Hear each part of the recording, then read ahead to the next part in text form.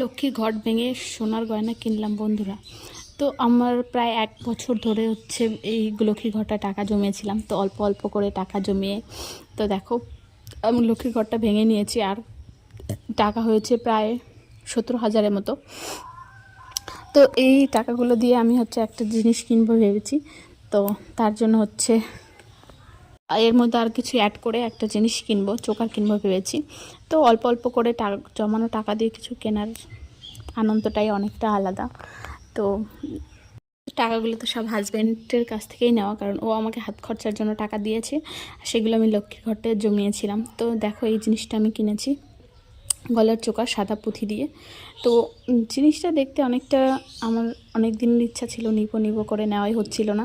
তো দেখো যে চোকারটা কেমন হয়েছে, আর আমি পরে দেখাচ্ছি কেমন লাগছে। জিনিসটা অনেক দিন হয়েছে নিয়েছি, কিন্তু তোমাদের সঙ্গে শেয়ার করা হয়নি।